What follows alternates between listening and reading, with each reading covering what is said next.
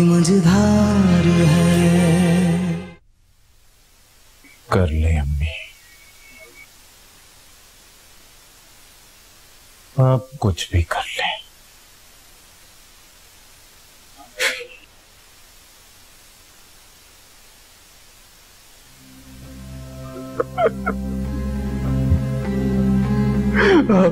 अब औलाद हाथ से गई अम्मी।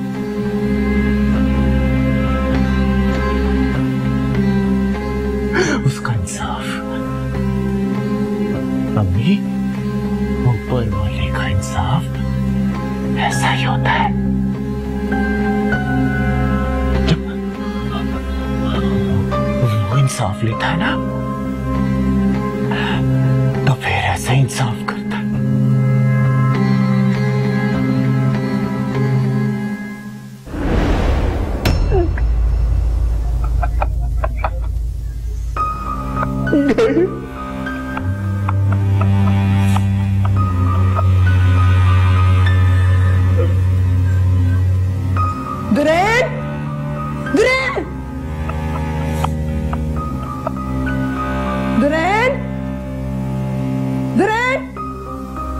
जी अम्मी।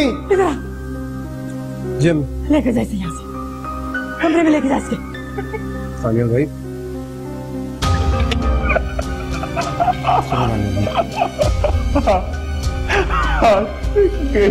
सानिया भाई चले। इसका इंसाफ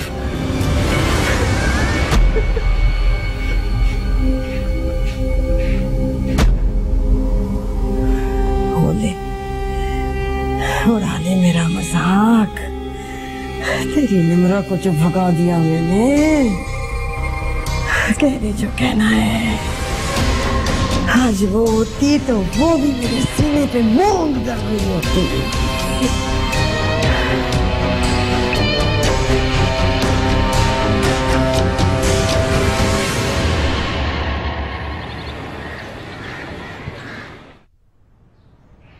अम्मी, उजाला, आजा आजा आजा बच्ची। कब आई? अभी कुछ देर पहले ही आई। मुझे जैसे ही पता चला कि दानिश शादी कर कर आ गया है तो फौरन मंसूर के साथ चली गया। देख लिया तूने? सुना ही नहीं इसे? सुनानी थी ना। ऐसे ही निकाह करके पराई लड़की उठा के घर ले आया।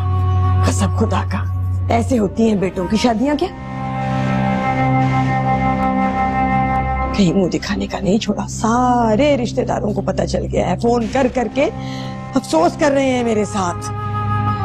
अच्छा भाई, लोगों को तो मौका मिलना चाहिए मजाक उड़ाने का, क्यों ना उड़ाए? ये सब इस मनहूस की वजह से हुआ है। अच्छा अम्मी, खुद को संभाले, अपना गुस्सा ठंडा करें। दुश्मनों को तो काम होता है कि वो दुश्मनी निभाएं, लेकिन आपको अपने औलाद के बारे में सोचना चाहिए। और फिर अम्मी, दानिश तो उस लड़की को निकाह करके लाए ना इस घर में। अम्मी, अगर आप इसी तरह से लड़ेंगी, झगड़ेंगी, खफा रहेंगी, तो बात और भी ज्यादा बिगड़ेगी।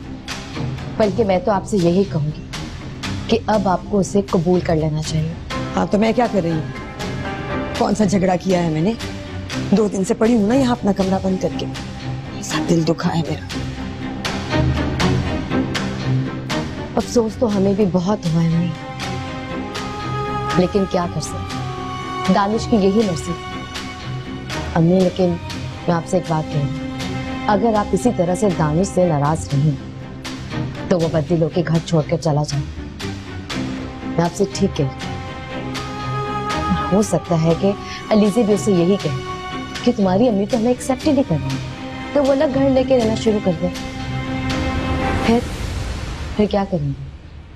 इसलिए आपको जो कुछ भी करना है सोच समझ के कीजिए। तो ठीक की है तुमने। आपको ये टेंशन है और वहां मंसूर ने मुझे अलग टेंशन दे रखी है। क्यों, क्या हुआ है? अम्मी रोज शाम में अपनी अम्मी के पास चला जाता है और फिर रात में देर से आता है। सारा दिन तो उसको ऑफिस में गुजरता है। मुझसे तो उससे बात करने का मौका ही नहीं मिलता। बल्कि आप ये समझ लें कि उस पूरे घर में मैं अकेली ही रहती हूँ। पर से आप एक दफा मेरे घर मुझसे मिलने नहीं आए और ना ही मेरा घर देखने आई हैं। अच्छा बस कर देना, मैं पहले परेशान हूँ, ऊपर से तू अपनी परेशानी लेके आ जा। मेरी अपनी मुसीबतें कम है क्या? दानियाल को देखा है, इसे छोड़ के आ सकती हूँ भला? अभी बस करें, अब ऐसा भी कुछ नहीं हो रहा है कि आप थोड़ी देर के लिए मेरे घर नहीं आ सकती। आ जाऊंगी आ जाऊंगी, और इस लीजे को ज्यादा मुंह लगाने की जरूरत नहीं है, सर पे चढ़ जाएगी। बहू बन कर आई है, बहू बन गई है।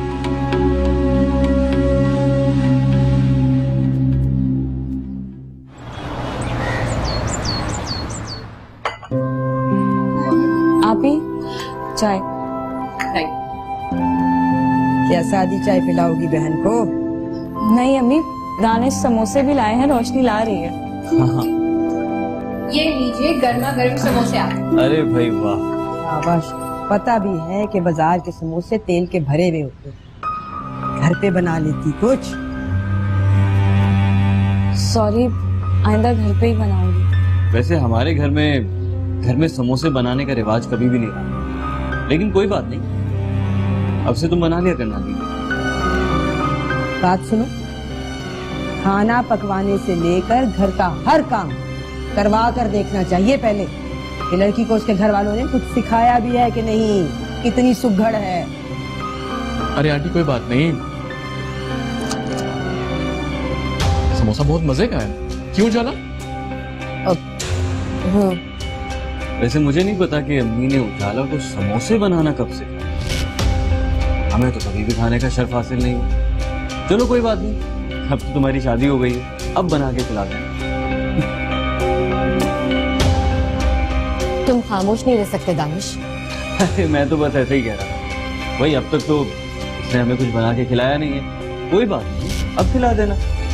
वैसे लीजिए चाय, बहुत अच्छी। क्या काली सड़ी हुई चाय है, दूध ही नहीं है, जाओ दूध लेकर आओ।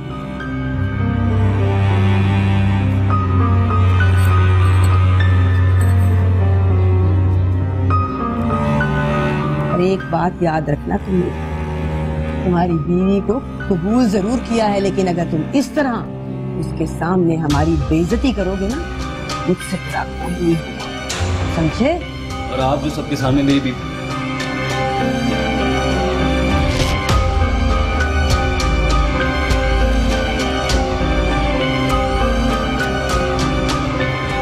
चलो बस।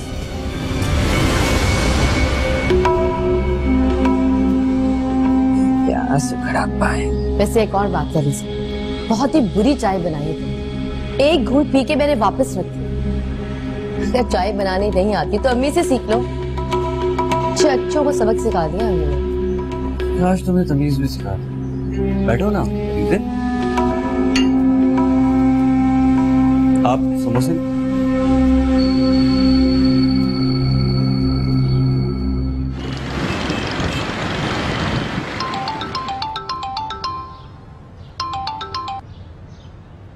हेलो।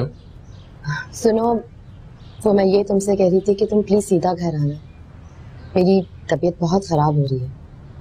क्यों, क्या हुआ? पता नहीं, मेरा दिल बहुत घबरा रहा है और सर्दी भी बहुत लग रही है मुझे, लगता है कि बुखार चढ़ने वाला है मुझे। खाना भी नहीं बनाया मैंने आज। अच्छा तुम फिक्र मत करो, तुम बस आराम करो, खाना मैं बाहर से ले आऊँ, फिर डॉक्टर के पास चलेंगे। प्लीज खाना तुम अपनी अम्मी के हाथ से मत लाना, जब हम डॉक्टर के पास जाएंगे तो बाहर से कुछ खा लेंगे, ठीक है? ओके, आता हूँ। वेट कर रही हूँ मैं तुम्हारा। ओके। मैं भी देखती कि तुम अपनी अम्मी के पास कैसे जाते।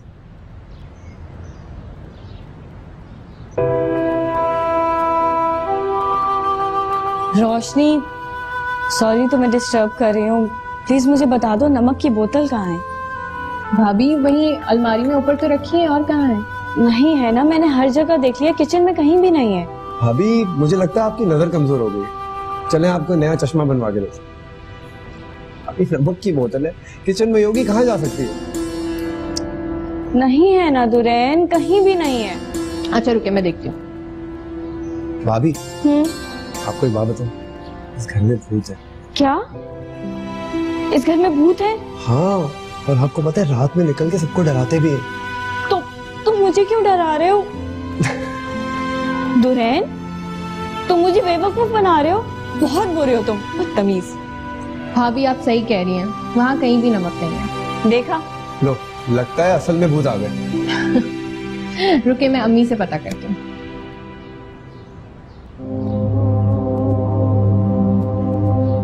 अम्मी के पास था। बच्चा बगल में और ढिंडोरा पूरे शहर में। अम्मी भी ना।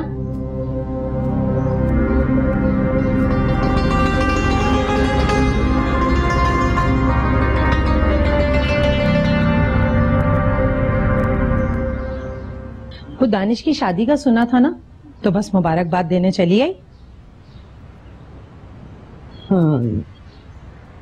यूं कहो कि जख्मों पे नमक छिड़कने आई हो। अरे ये क्या बात हुई? मैं दुश्मन थोड़ी हूँ तुम्हारी, लेकिन ये तो बताओ कि तुम्हारे बेटे ने इतना बड़ा फैसला किया कैसे? यही बात तो समझ नहीं आ रही मुझे कि कहाँ गलती हो गई मुझसे। जरूर इस लड़की ने मेरे अमल का कोई ना कोई तोड़ कर रखा है। हाँ, वरना आज तक ऐसा नहीं हुआ कि मेरा कोई काम बेअसर गया हो। देखो सलीमा, जवान औलाद के सामने कभी कभी हथियार डालने पड़ते हैं माँ बाप को। अब तुम तो ये समझती हो ना कि बचपन में जैसे तुम उन्हें जहाँ बिठाती थी बैठ जाते थे, जहाँ खड़ा करती थी खड़े रहते थे, वो अब भी ऐसे ही करेंगे?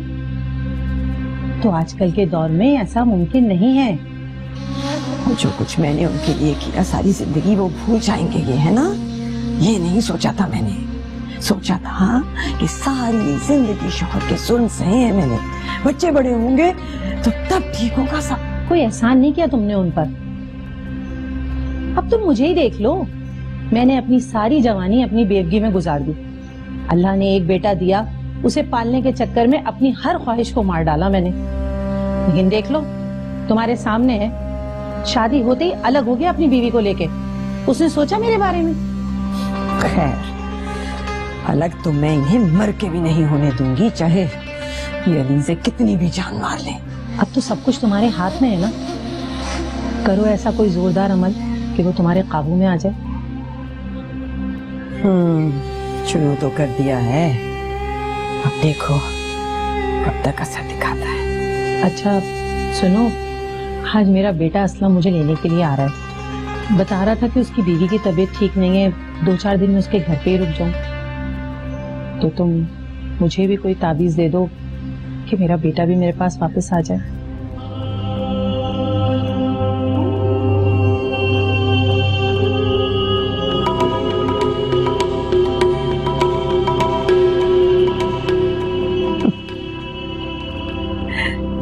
जाते हुए ले ले, मना दूंगी।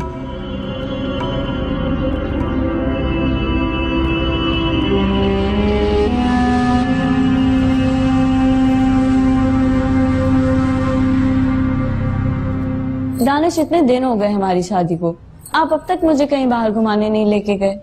बहुत बुरी बात है भाई, ऐसा जुल्म तो नहीं करना चाहिए ना भाभी के साथ। अरे भाई ले जाऊंगा, तुम्हारी जितनी भी ख्वाहिशात है ना सब पूरी कर दूंगा, बस थोड़ा घर का माहौल तो ठीक हो।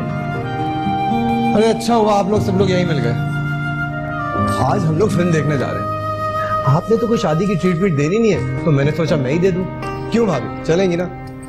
हाँ हाँ, क्यों नहीं। क्यों दानिश? अरे क्यों नहीं, नेकी और पूछ पूछ। अगर फिल्म की टिकट्स तुमने ले ली है तो जरूर देखते हैं, लेकिन डिनर मेरी तरफ से। डन। ये फिर तो आज हम पार्टी करेंगे, मैं तैयार होने जा रही हूँ। अब खुदा के वास्ते तुम मेकअप करने नहीं बैठ जाना, हर वक्त तुम्हें बस मेकअप की पड़ी रहती है। अरे बिल्कुल ठीक कह रही है। देखो तुम जब मेकअप करती हो ना और ज्यादा चुड़ैल लगती है। भाभी देखिए ये दोनों मुझे कितना तंग कर रहे हैं। खबरदार खबरदार, जो मेरे होते हुए किसी ने मेरी नंद को तंग किया हो तो। वरना मैं क्या कर सकती? बस तो फिर है, आज हम सब लोग मूवी देखने जा रहे हैं, उसके बाद हम डिनर करेंगे और घूमते फिरते वापस आएंगे। Good idea. लेकिन हम जाएंगे कैसे? तुम्हारे भाई के पास तो बाइक है, उस पर सिर्फ मैं और ये आ सकते हैं। तो भाभी एक बाइक मेरे पास भी तो है, उस पर रोशनी आ जाएगी। और अम्मी लो, उनकी कोई उम्र है क्या फिल्म देखने वाली? वो घर पे रहेंगी, नमाज पढ़ेंगी, आराम करेंगी। पागल हो गई हो, अम्मी को बताना पड़ेगा, उन्हें साथ लेकर जाना पड़ेगा। भाई प्लीज अम्मी नहीं करे, फिल्म ही तो देखने जा रहे हैं, भाग को गोल कर दे, रंग में भंग क्यों डाल रहे हो? देख लो भाई, फिर तुम्हारी जिम्मेदारी है, ठीक है? खुश? बहुत। शॉपिंग भी करेंगे ना हम उसके बाद? चलो, मैं तो सो रहा हूँ।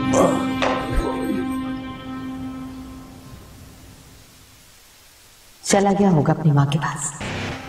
पता भी था कि मैं बीमार हूं, लेकिन फिर भी सब जानती हूँ कि मुझे अलग होने की सजा दे रहे हैं।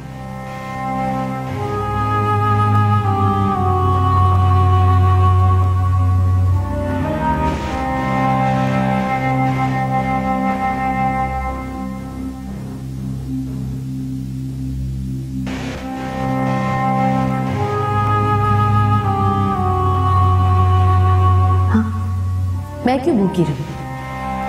हाँ, मैं भी कुछ खा लेती हूँ, लेकिन क्या खाऊं? मैंने तो कुछ पकाया भी नहीं। दिल तो चाह रहा है कि मैं जहर खाऊं।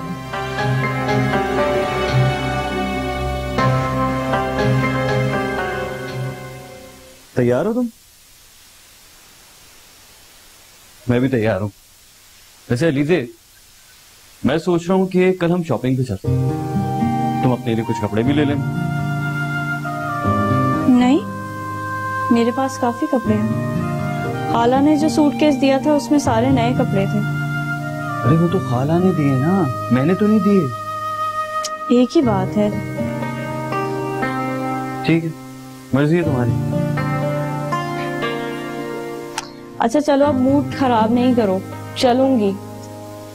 और वैसे तुमने ये छुट्टियां घर पे ही गुजारनी है या हम कहीं जाएंगे भी?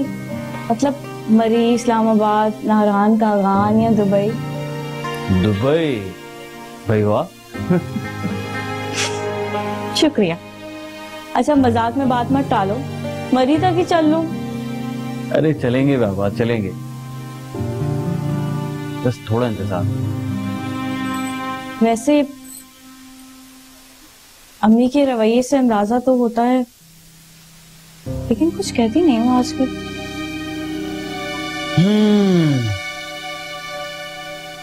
मैं भी यही सोच रहा हूँ। हैरत अंगेज तौर पर उन्होंने तुम्हें कबूल तो कर लिया है, लेकिन मुझे कुछ गड़बड़ लगती है। शायद ये तूफान के आने से पहले का सन्नाटा। चल भाई, आवाज भी आ रही है। भाई, भाभी जल्दी आ जाए, लेट हो रहे हैं। लो भाई आ गए। अरे आ रहे भाई, आ गए। ये लो। ये रोशनी कहाँ है? इसको तो पहले से ही तैयार हो जाना चाहिए था। रोशनी, ये लो। इतनी जोर जोर से चिल्ला रहा था, अब तक रोशनी भी नहीं आई। रोशनी, मैं 10 तक गिन रहा हूँ, अगर तुम नहीं आई तो हम जा रहे हैं। तुम्हें 10 तक गिनती आती भी है? किस बात का शोर है ये? और तुमने मुझे ठीक से तैयार भी नहीं होने दिया। अब चले, और वेट क्यों कर रहे हैं? चलो। मेरी बाइक की चाबी। Very good. अभी इतनी जोर जोर से चिल्ला रहे थे कि मैं छोड़कर चला जाऊंगा, धमकी दे रहे थे, और अब अपनी बाइक की चाबी भी नहीं रखी साथ। भाई हम लोग बाहर जा रहे हैं, वेट कर, तुम लोग वहीं आ जाओ। चलो अलीज़े। अरे सब्र कर ले, साथ ही निकल जाएंगे ना। कोई कहीं नहीं जाएगा, समझ में आ रही है ना मेरी बात?